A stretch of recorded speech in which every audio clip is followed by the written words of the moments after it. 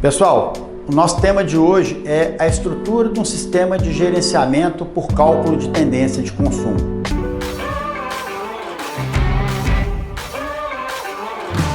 Olá pessoal, bem-vindos ao canal da Airleader Brasil.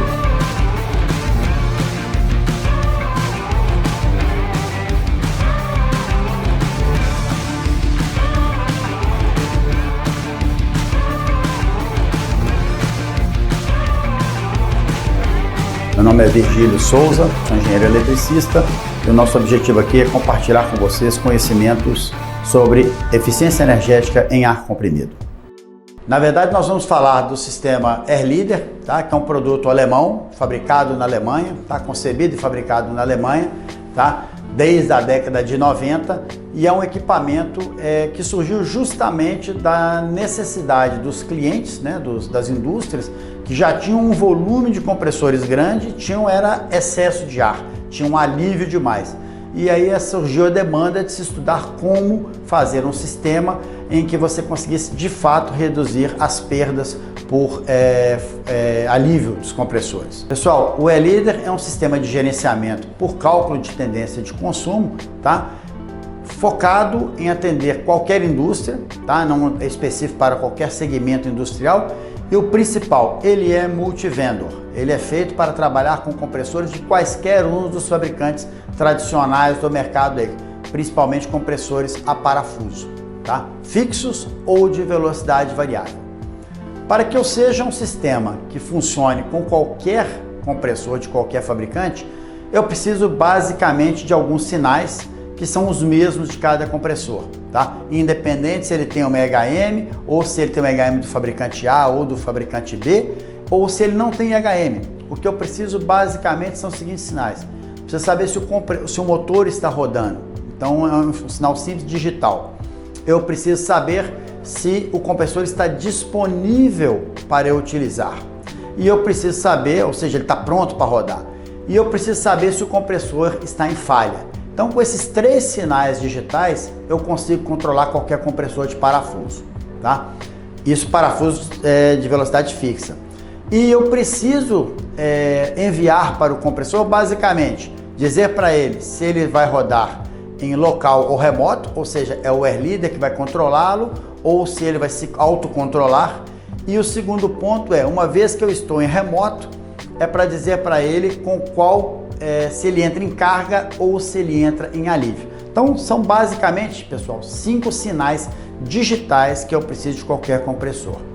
No caso de eu trabalhar com o compressor VSD, eu preciso saber o sinal analógico da velocidade ou da vazão que ele está trabalhando, e eu preciso também do sinal analógico que eu vou devolver. Portanto, é uma entrada no compressor e eu vou dar o set point, com qual velocidade eu quero que ele rode.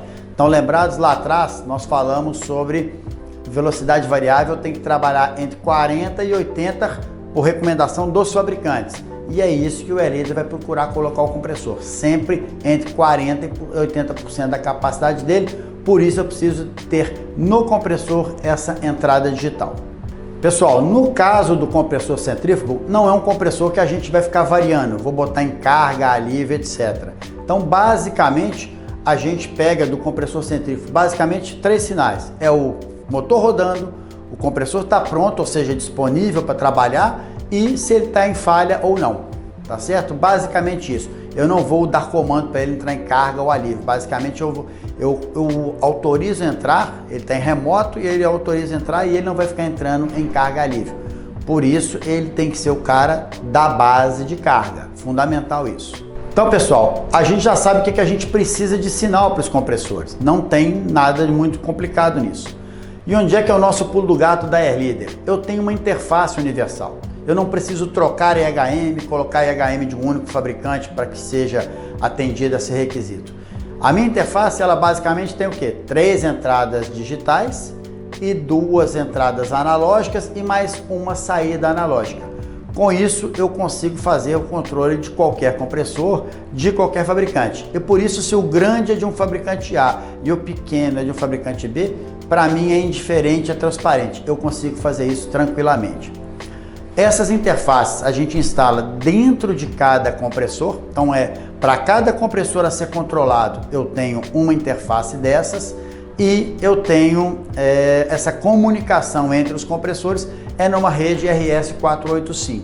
Um outro ponto importante dessas interfaces, uma vez que elas têm entradas digitais e entradas analógicas, duas entradas analógicas, eu posso utilizar essas mesmas entradas para receber sinais analógicos do processo.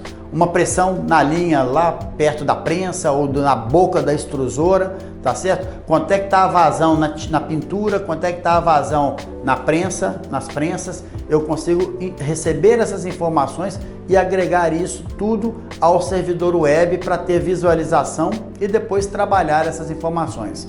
Mais uma vez, o que não é medido não é controlado, né, gente? O último ponto, pessoal, que a gente precisa para o nosso sistema de controle, tá? É a maneira que ele tem como enxergar o que está acontecendo. O meu sistema, ele trabalha numa planta pequenininha com 3 compressores ou 2 compressores, como ele trabalha numa planta com 32 compressores. Como é que ele vai saber o que está acontecendo?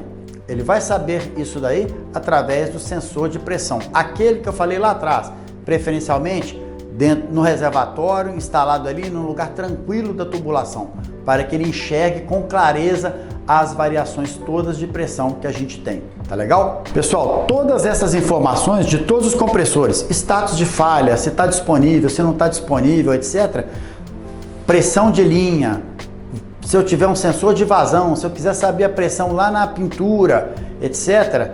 Tudo isso não faz sentido eu receber e não disponibilizar. Então tudo isso é disponibilizado no servidor web, que vai ser tema de uma das nossas aulas aqui para que vocês entendam. E é daí que a gente tira a frase: o que não é medido não é controlado.